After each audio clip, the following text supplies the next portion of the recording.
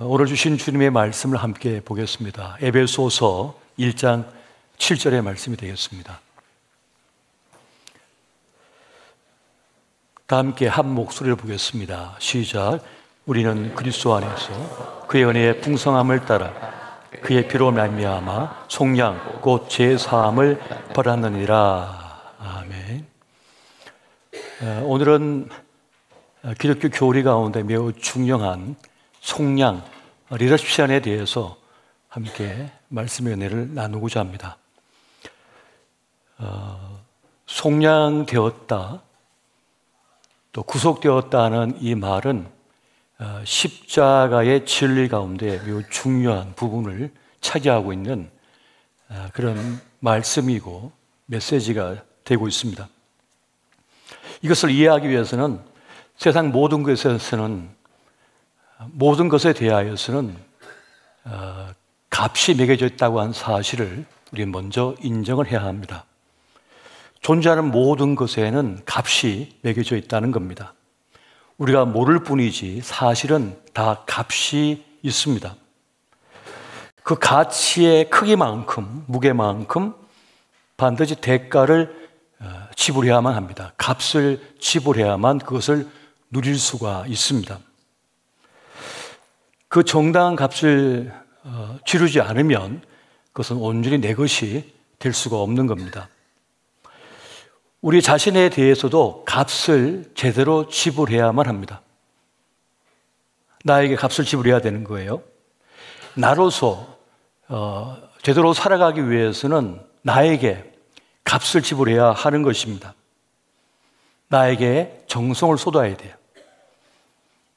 나에게 충분한 영양을 공급해야 돼요. 또 나를 잘 가꿔야만 합니다. 쉼을 줘야 되고 휴식을 제대로 줘야만 합니다. 그리고 위험한 것을 피해야 하죠. 더 나은 지식을 습득을 해야 합니다.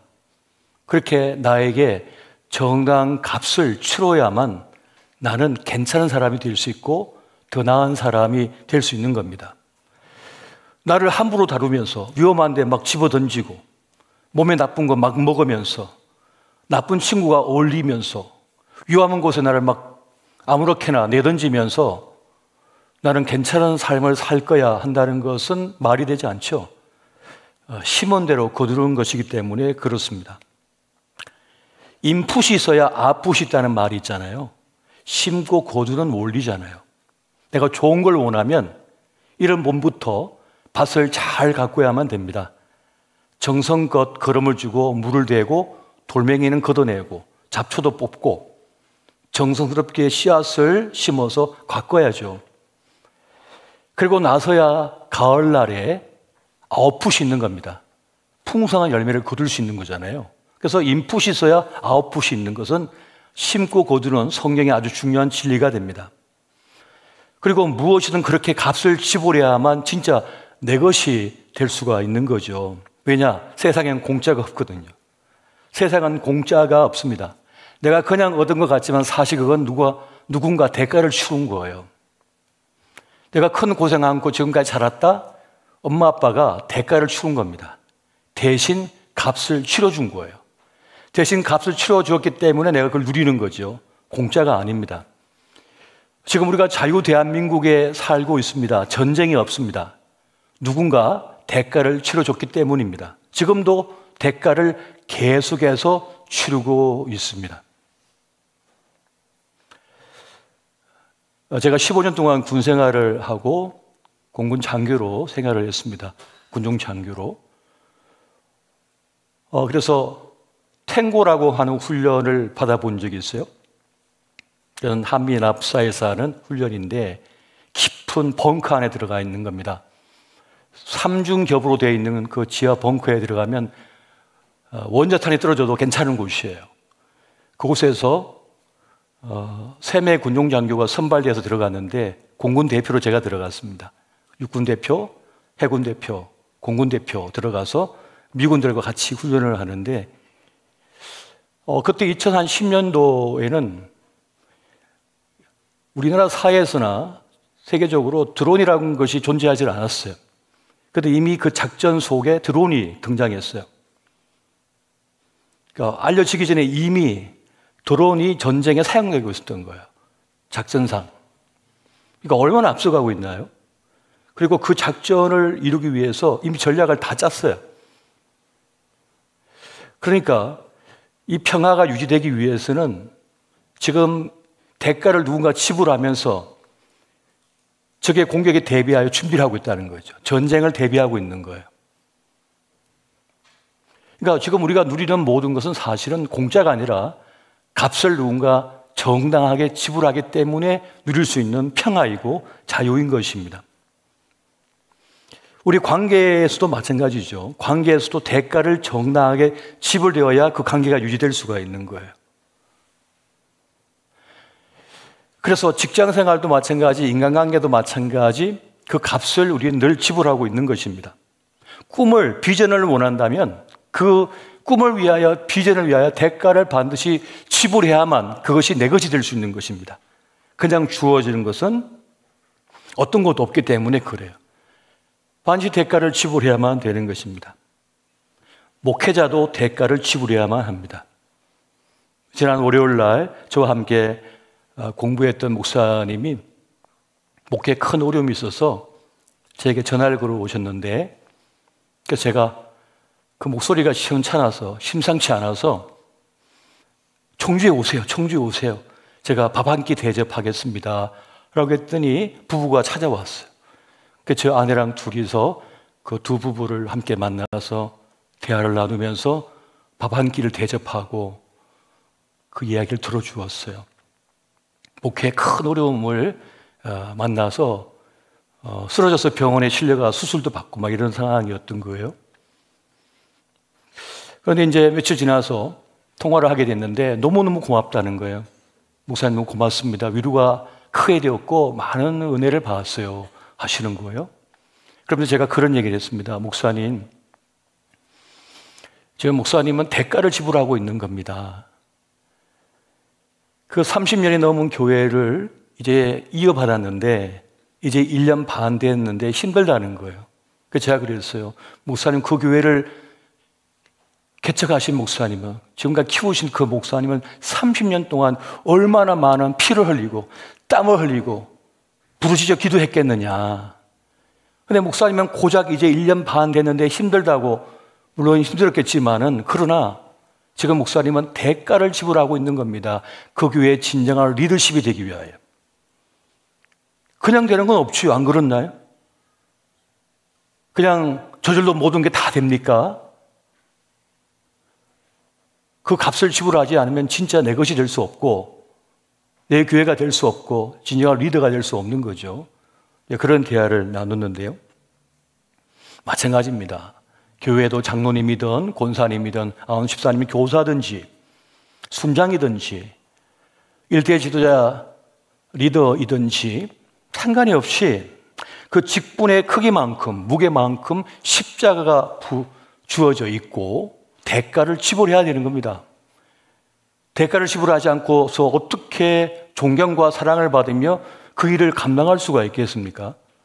그러니까 반드시 대가를 지불하게끔 했다는 거예요. 그래서 속량이라고 하는 이 말, 리더십이라고 하는 이 말은 값을 지불한다는 그런 뜻을 가지고 있는 거예요. 속량은 노예나 포로로 있는 사람을 이제 내가 대가를 지불하고 몸값을 지불하고 되찾아와서 자유를 주는 겁니다. 이게 속량하다, 구속하다라고 하는 뜻이 되어지는 것입니다. 우리 주 예수 그리스도께서 십자가에 목숨을 값을 내놓으시고 죽으시고 우리 죽음 값을, 몸값을 대신 치르신 거예요. 그렇게 해서 우리가 구원을 얻었고 자유를 얻었습니다. 그것이 바로 속량했다는 말이 되는 것입니다. 예수 그리스도의 그 십자가의 죽으심을 통하여 우리는 죄의 사함을 받게 되었고 그 대속의 은혜로 말미암아 자유를 얻게 되었으며 영생을 얻는 그런 삶이 되었다는 것입니다. 그러니까 십자가 사건은 값을 지불한 사건이에요. 목숨값, 생명값을 지불한 사건이 바로 십자가의 사건이고 속량의 사건이 되어지는 것입니다. 그 십자가의 죽으심을 통하여, 대신 죽으심을 통하여 우리 죄값을 치름을 말미암아 우리는 영원한 생명을 얻게 되었다는 것입니다. 그래서 이 사건은 전적인 은총의 사건이 된다고 말씀하는 것입니다. 시편 130편 7절 8절을 세 번역으로 한번 보겠습니다. 같이 봅니다. 시작. 이스라엘아 주님만을 의지하여라. 주님께만 인자하심이 있고 속량하시는 큰 능력은 그에게만 있다. 오직 주님만이 이스라엘을 모든 죄에서 속량하신다. 아멘. 우리가 주님을 의지해야 되는 이유는 뭐냐? 주님만이 그 속량하실 수 있는 능력이, 힘이 있다고 하는 것을 말씀해 주고 있습니다. 예수님은 종종 나를 구원해 주세요, 내 죄를 사해 주세요라고 말도 하지 않았는데 주님께서 죄를 속해 주신 것이 종종 있습니다. 그 사건은 어떤 것입니까? 중풍병자가 있는데 그 친구들이 우리 예수님께 데려가면 이 친구 살릴 수 있어. 그래서 그 침상을 들고 지붕 위로 올라가죠. 지붕 위로 올라가서 지붕을 뜯어가지고 줄에다 메어가지고 그 침상을 주님 앞에 내려놓습니다.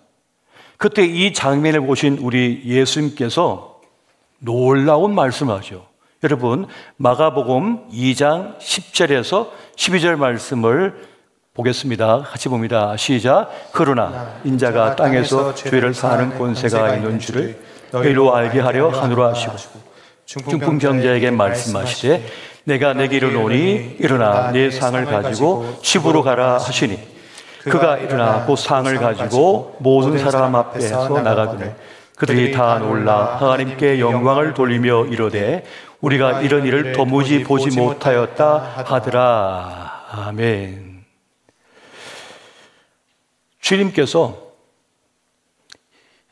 인자가 땅에서 죄를 사는 권세가 있는 줄 너희로 알게 하노라 하시고 중풍병자에게 말씀하시되라고 말씀합니다. 이 장면에서 주님께서 하시는 아주 중요한 메시지는 네 죄 사함을 바라느니라 일어나 가라라고 말씀하시는 것이에요. 이 스토리에서, 이 사건에서 중요한 것은 뭡니까? 이 죄의 문제를 해결할 분은 주님밖에 없다는 거예요. 그래서 그 당시에 있던 바리새인과 서기관들은 충격을 먹어버린 거예요. 아니, 어떻게 죄 사하는 권세가 그에게 있는가? 어떻게 예수에게 있는가라고 하면서 충격을 받아버린 것이죠. 이 죄의 문제, 이 무서운 죄의 문제를 해결할 분이 주님밖에 없다는 것을 말씀해 주고 있습니다. 여러분, 죄의 삭선, 죄의 결과는 멸망입니다. 죄의 삭선, 멸망이라고 성경은 말씀해 주고 있습니다. 이것을 어떻게 이해를 해야 될까요? 죄도 하나의 힘이에요. 파괴시키는 힘이에요. 그 죄가 얼마나 강력한지 우리 인생을 파괴시켜 버리는 거예요. 종종 저는 죄를 TNT 폭탄으로 비유를 많이 하거든요. 수류탄이 요만한 거나 TNT 폭탄이 이만한 거나 상관이 없이 우리가 품고 있으면 그것이 폭발할 때 우리는 파괴됩니다. 그 폭발력이 너무 강하기 때문에. 죄는 그런 거거든요. 죄는 시한폭탄과 같은 것이에요. 아직 터지지 않았을 뿐 죄는 우리를 파괴시킵니다. 그래서 죄의 삭선 멸망이라고 말씀해요. 죄는 우리 인간관계를 파괴시키고 우리의 영혼을 망가뜨려 버립니다. 그래서 그 죄를 반드시 해결해야 된다고 얘기하죠. 근데 여러분, 이 죄는, 어떤 죄는 너무 강력해서요, 우리가 풀어낼 수 없습니다. 해결할 수가 없어요. 그를 해결할 방법이 없는 거예요. 저 우크라이나 체르노빌에서 원전 사고가 일어났습니다. 지금도 그 땅은 죽음의 땅입니다. 벌써 수십 년이 지났거든요. 그런데 100년이 지나도 여전히 그 땅은 생명이 제대로 살 수 없는 땅이 돼요. 어떻게 될까요? 병이 있으면 해독제를 먹으면 그 악이, 그 죄가, 치명적 독이 어떻게 합니까? 해독이 되어야 되잖아요. 청산가리 하나를, 한 방울을 해독하기 위해서는 큰 호수의 강물이 얼마 정도는 필요해요. 해독이 안 돼요, 웬만해서는. 수돗물 잠깐 하는 건 되지도 않나요? 그 한 방울의 청산가리로 해독하려면 어마어마한 물이 필요하거든요. 그래서 죄를 없애기 위해서는, 해결하기 위해서는 어마어마한 에너지가 필요한, 힘이 필요한 거예요. 죄가 힘이라면 이 힘을 깨트려 부릴 수 있는 강력한 해독제가 있어야 된단 말이에요. 그런데 죄를 우리가 해결할 수 없는 거예요. 죄가 계속 남아서 고통스럽게 만드는 거예요. 인생을 파괴시키는 거예요. 우리에게는 그 죄를 해결할 능력이 없는 거예요. 우리를 구원할 능력이 없다고요. 그래서 송양이 필요한 거예요. 그에 합당한 힘을 가진 그 죄를 깨트려 버려서 우리를 완전히 해독할, 구원할, 자유를 줄 그런 힘이 필요한 거예요. 그런데 그 힘이 우리에게는 없다고요. 그래서 그것을 해결하기 위하여 예수 그리스도께서 이 땅에 오셨고, 예수 그리스도께서 십자가에 우리 대신 죽으심으로 송양, 죗값을 치러주심으로 그 죄의 멸망에서 우리는 건짐을 받게 되었다는 것이 기독교의 핵심 진리가 되고 있습니다. 이것이 성경이 가르치는 바 예수 그리스도께서 이 땅에 오신 이유고 죽으신 이유가 되는 거예요. 그래서 이 송량의 사건은 정말 큰 사건이 아닐 수가 없습니다. 그래서 우리도 그 예수님의 제자된 우리는 어떤 삶을 살아야 되냐 하면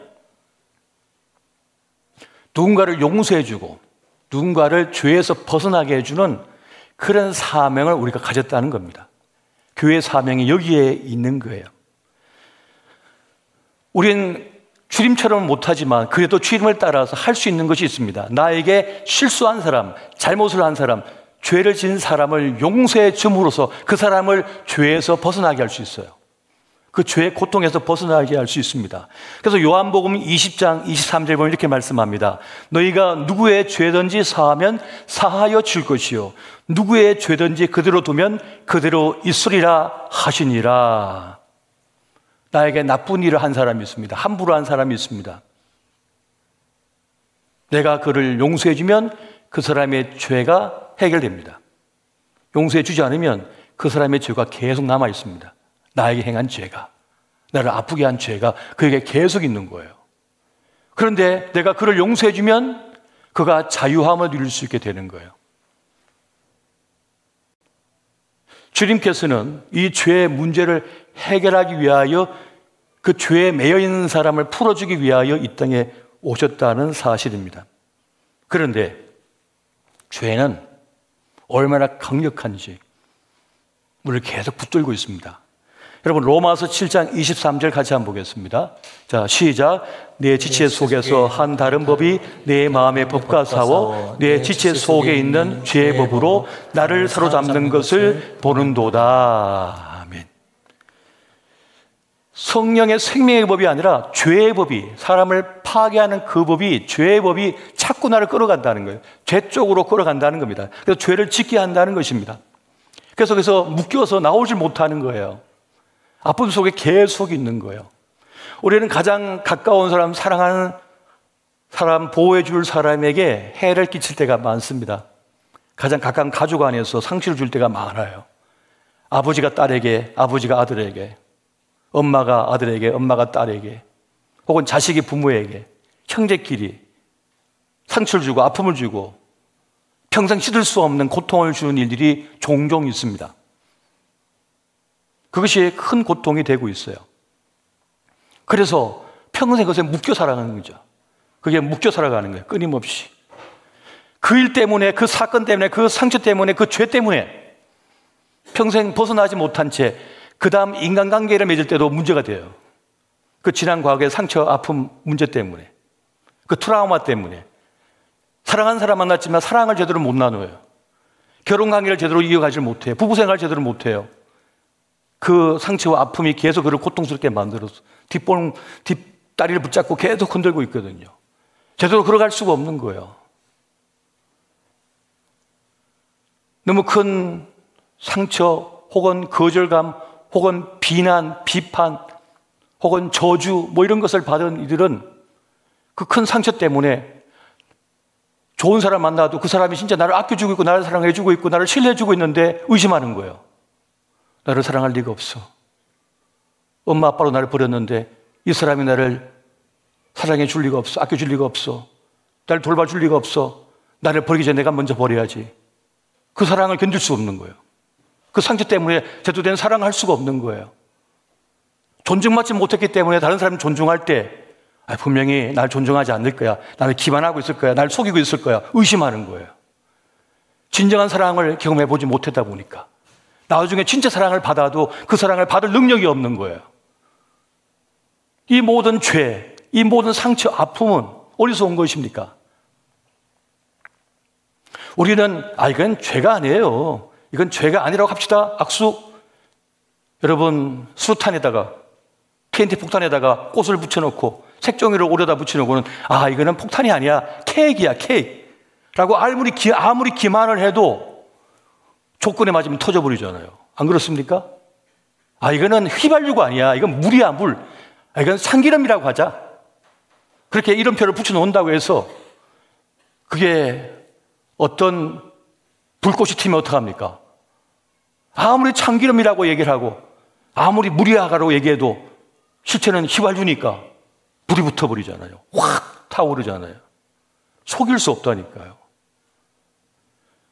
성경이 말하고 있는 죄는 죄인 것이고 죄는 반드시 문제를 일으키게 돼 있어요. 그래서 이 죄를 해결하기 위하여 주님께서 이 땅에 오신 것입니다. 그리고 그 십자가의 죽으심으로 그 죄에 벗어날 수 있는 속량의 값을 지불하셨어요.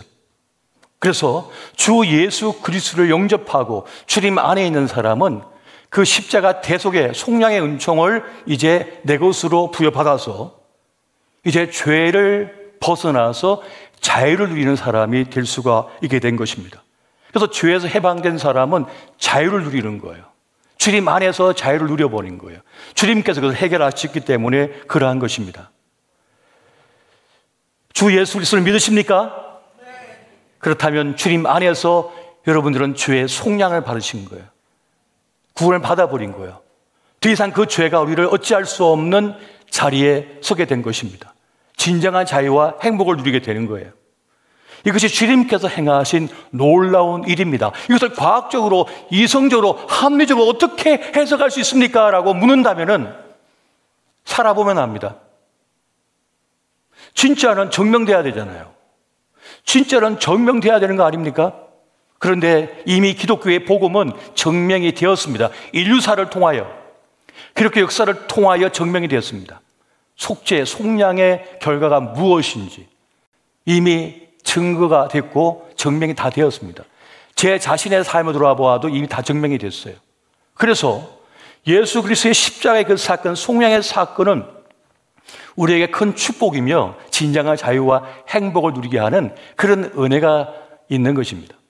그래서 여러분, 예수 그리스도를 모시고 살아가는 사람은 더 이상 지난 과거에 매여 살지 않고 그것을 벗어나 자유를 누리는 삶을 삽니다. 그러한 역사를 하나님께서 행해버리시는 거예요. 그래서 여러분, 지금 여러 가지 어떤 문제나 아픔이나 혹은 두려움이나 공포나 불안 속에 있다면은 주 예수 그리스도를 진정 나의 구주로 영접하고 그분 안에서 살며 그분께 여러분의 인생을 내어 맡겨드려 보십시오. 그러면 주님 안에서 누리는 참된 평안과 안식을 경험하게 될 것입니다. 그래서 참된 평안을 누리며 내 삶을 오롯이 제대로 사는 인생이 될 수가 있게 되어지는 것입니다. 그래서 여기서 주님께서 우리에게 주시는 중요한 메시지가 있어요. 그것은 무엇인가 하면 여러분, 갈라디아서 5장 1절 말씀 같이 한번 보겠습니다. 같이 봅니다. 시작. 그리스도께서 우리를 자유롭게 하려고 자유를 주셨으니 그러므로 굳건하여서서 다시는 종의 멍에를 매지 말라. 아멘. 이미 자유함을 얻었고 속량을 받았다면 다시 종의 멍에를 매지 마라. 죄의 멍에를 매지 마라고 말씀하고 있습니다. 그럼 어떻게 됩니까? 죄와 싸워야 되는 거예요. 헛되고 허망한 것에서 벗어나야 되는 것입니다. 그래서 히브리서 12장 4절은 이렇게 우리에게 말씀해 주고 있습니다.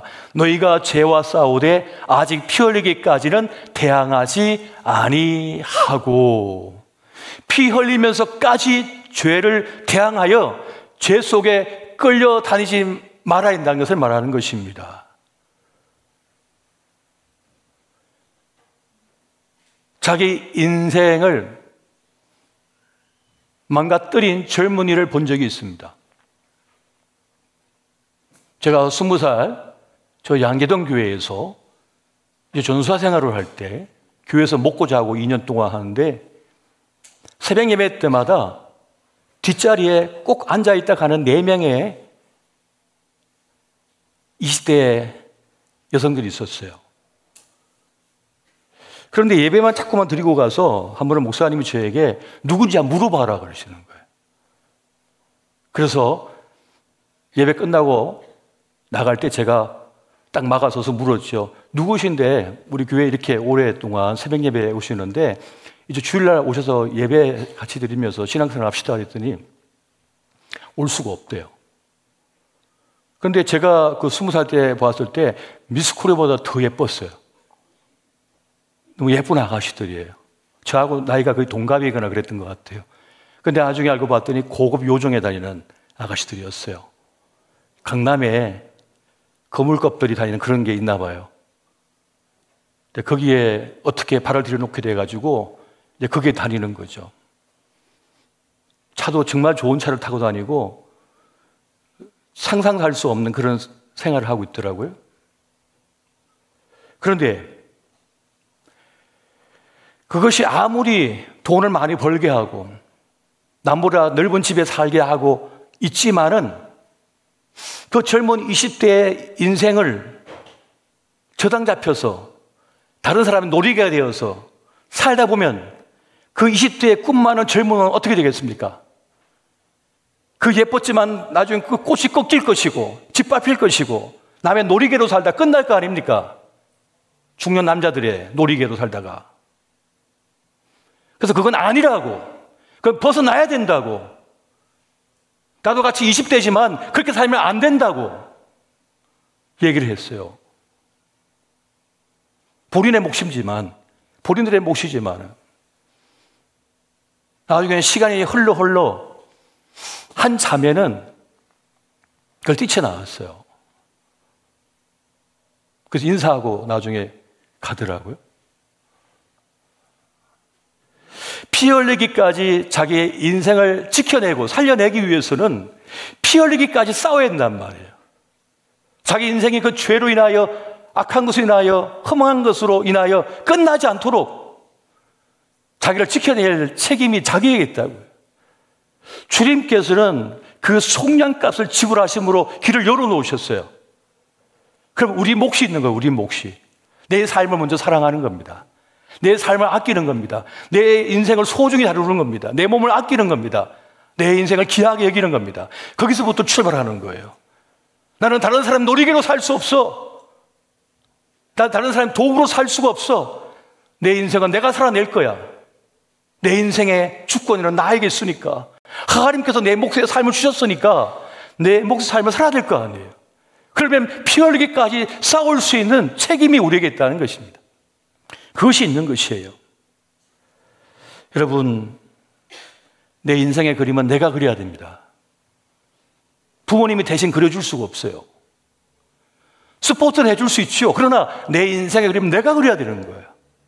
내 인생이기 때문에 내가 그려가는 것입니다. 그러려면 대가를 지불해야 되는 거예요. 주님께서 십자가에서 대신 죽으셨다면 나도 내 인생을 위하여 기꺼이 내 시간과 내 에너지와 내 정성과 내 피까지 흘려서 지켜내고 살려내야죠. 그것이 우리의 몫이라는 거예요. 그것이 우리의 몫이라는 거예요. 그런 도전이 필요하다는 겁니다. 그럴 때라야 내 삶을 제대로 살아낼 수 있는 거예요. 그래야 우리 주님도 허망하지 않죠. 내가 너를 위하여 십자가 대신 목숨을 버렸는데 너는 왜 너 자신을 위하여 아무것도 하지 않느냐. 그냥 물결 흘러가는 대로 그냥 아무렇게 가십니까? 나야가라 폭포 정후군이 있어요. 보트에 노를 젓는데 그게 귀찮은 거예요. 그래서 그게 가만히 있었어요. 그랬더니 갈림길이 나왔는데 그 물결 따라서 내가 탄 보트가 그냥 흘러갑니다. 또 갈림길이 나왔는데 나는 아무것도 하지 않고 가만히 있습니다. 그랬더니 또 한쪽으로 흘러갑니다. 조금 있으니까 천지가 개벽하는 소리가 막 울려 퍼지기 시작하는 거예요. 보니까 나이아가라 폭포 바로 앞에까지 왔어요. 그때는 노를 아무리 저어도 그 물결을 헤쳐나갈 수 없어. 그래서 결국은 폭포 아래로 추락하죠. 그렇게 되지 않도록 우리는 내 삶을 지켜내고 소중하게 다룰 필요가 있는 것입니다. 그래서 오늘 이 속량이라고 하는 이 메시지 속에서는 반드시 대가가 필요하다는 것을 우리에게 말씀해 주고 있는 거예요. 값을 지불해야 된다는 것을 말씀해 주고 있습니다. 우리의 삶은 유한합니다. 이 땅에서. 인생은 쉽지 않으며 인생을 짧습니다. 그렇기 때문에 잘 살아내야 되는 거예요. 정성껏 살아내야 되는 거예요. 자신을 아낄 수가 있어야 되는 거예요. 좋은 것은 취하고 나쁜 것은 멀리할 수 있어야 됩니다. 정말 배울 건 배우기 위하여 노력해야 되지만 헛된 것은 기꺼이 그걸 거절할 수 있어야 됩니다. 됐어! 난 그건 원치 않아 라고 거절할 수 있어야 돼요. 그러나 취할 것은 반드시 취해야 돼요. 배우실 것이 있다면 그 반드시 배워야 해요. 그리고 젊은 청년들에게 제가 말씀드리는데 반드시 책을 읽어야 됩니다. 책 속에는 엄청난 지혜가 들어가 있어요. 놀라운 지식이 들어가 있어요. 책 한 권 속에는 한 사람의 인생이 다 들어가 있기 때문에, 노력의 결실이 들어가 있기 때문에 그걸 하나를 내가 섭취하면은 그 사람의 인생의 평생의 애씀을 내가 가지고 오는 거예요. 그 책을 읽어야 됩니다. 건강한 몸을 위해 반드시 운동을 해야 됩니다. 하루에 1시간 이상씩 꼭 운동하셔야 돼요. 그리고 샤워할 때는 처음엔 뜨거운 물로 하지만 마지막엔 찬물로 확 끼얹어가지고 한 2, 3분은 차가운 물로 해서 내 몸에 충격을 주어야 돼요. 그래야만 몸이 탄탄해지고 건강해져요, 세포가. 그건 이미 과학적으로 이미 증명된 것이니까 누가 물어보길래 지금 답을 해주는 거예요. 처음부터 찬물로 샤워할 때는 힘들다고 그래가지고. 저도 처음엔 뜨거운 물로 샤워를 하고 마지막 2, 3분을 차가운 물로 쫙 해서 내 몸을 전율이 나게 만들어줘요. 깜짝 놀라게 만드는 거예요. 충격을 받으면 몸이 활성화되기 시작해요. 이 뇌가 활성화되고 세포가 활성화되거든요. 그게 필요한 거죠. 운동할 때도 인터벌을 줘가지고 막 숨이 턱턱 막힐 때까지 막 운동하다가 또 쉬다가 그렇게 운동하면 몸에 또 충격을 받죠. 몸이 엄청 건강하게 되는 거예요. 어르신들은 하지 마세요. 쓰러지니까. 병원에 실려갑니다. 제가 말한 대로 하면 뒷골 잡고 뒷목 잡고 쓰러지셔야 하기 때문에 어르신들은 할 필요 없어요. 근데 중요한 메시지는 뭐냐? 내 삶이 소중하다는 겁니다. 내 삶이 너무 귀하다는 거잖아요. 그래서 헛된 것, 허망한 것, 속임수에 속아서 살 필요 없습니다. 내 삶을 누구보다 주님은 잘 아시기 때문에 우리가 주님을 인정하고 주님을 바라보고 주님을 향하여 서 있다면 주님은 우리를 결코 외면하지 아니하시고 우리가 만나야 될 정말 소중한 사람들을 만나도록 붙여주십니다. 그리고 그들을 통하여 진짜 가야 할 길을 깨닫게 되고요. 직업도 정말 나에게 맞는 직업을 선택해야 되고 그 길을 갈 수 있어야 되는 겁니다. 그래야 행복해 하면서 돈을 벌고 내 삶을 꾸려나갈 수가 있거든요. 그런데 하나님께서는 우리를 진짜 사랑하시기 때문에 우리를 진짜 아끼시기 때문에 나에게 가장 필요한 게 뭔지, 필요한 사람이 누군지, 어떤 직업이 가장 좋은지를 알고 계시기 때문에 그 길로 우리를 인도해 주셔요. 그래서 여러분, 나를 내려놓고 주님을 인정하십시오. 주님을 바라보십시오. 속량의 역사를 행하신 주님께서는 우리의 삶을 끝까지 책임지시고 함께해 주실 것입니다. 연애가 함께 하시기를 예수 이름으로 축원드립니다.